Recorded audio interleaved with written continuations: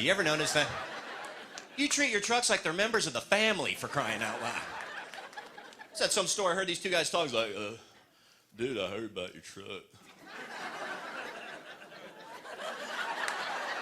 He didn't even have a dip in, you know. I heard about your truck. Dude was like, yeah. I had to take her in last week. We still don't know what's wrong with that son of a gun.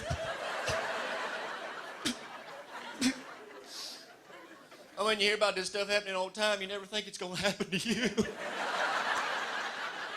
Hold me, Cooter. That's a name here, Cooter. Cooter's a name here. You got 2 billion choices. Cooter. But I can talk like y'all down here. I like my van down here. If I'm on